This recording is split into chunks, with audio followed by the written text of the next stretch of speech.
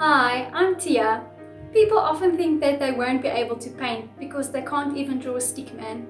But in this video I would like to show you how to draw your picture to your canvas without feeling overwhelmed. So welcome to my studio.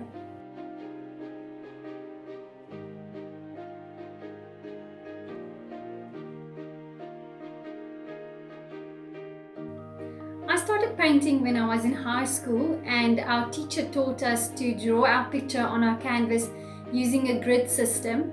So this is the method that I have used for most of my painting years. Before starting a painting, we also had to do a few practice sketches. So it's also important to practice drawing and sketching freehand. The more you practice it, the better you will get and the better your confidence will get, and the sooner you'll be able to paint or to draw your picture for your painting freehanded. Even though there are lots of different ways to transfer your picture onto your canvas, you only need a pencil and a ruler when you use the grid system. So this, I feel, is a big advantage for this method.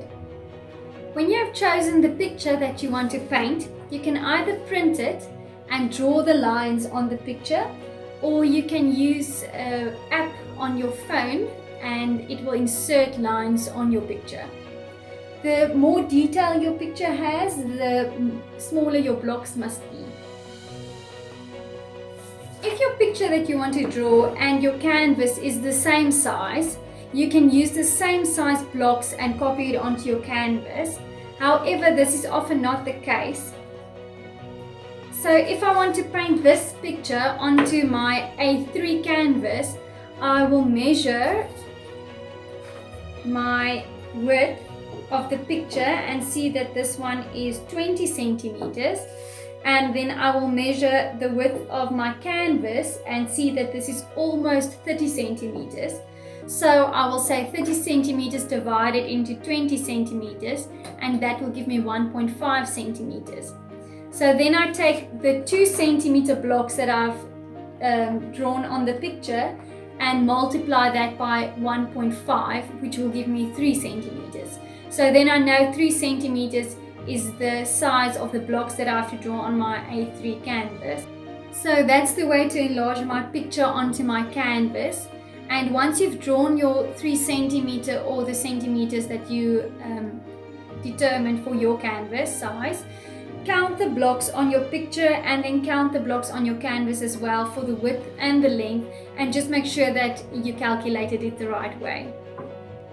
Sometimes you have a rectangular picture like this, almost A4 size picture, but you want to use a square canvas like this, so your dimensions for your picture and your canvas are not the same. So then I would suggest that you either cut off some of the picture at the top or the bottom so that your picture is also a square. Or what you can do is when you finish drawing your picture, you have to improvise and add some of the background on the sides to also make the picture a square.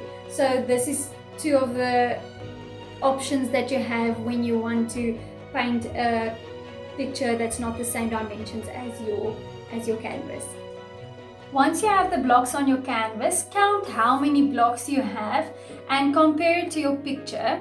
I saw when I counted my blocks that I have an extra row at the top, so I'm just going to add in some sky at the top here, and I scribbled over the top row so that I don't get confused when I'm drawing. This will just help me to remember that one is extra when I look at my picture.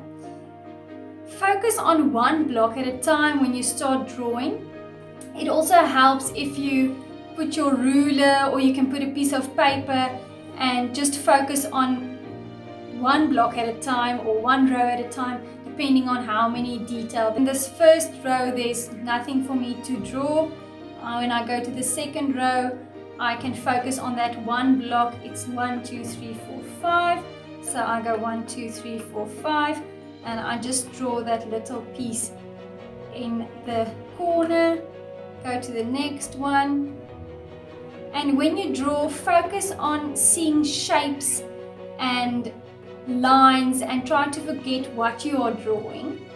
This will just help you to stay focused.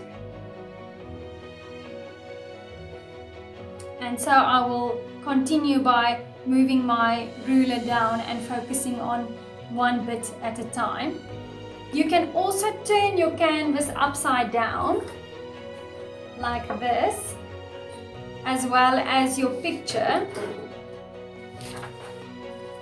This will help you to focus on lines and shapes and not on what you're actually supposed to draw. So that's just another trick to help you focus on only seeing shapes and lines. Thank you so much for watching this video, and I hope that it will help you when drawing your next painting.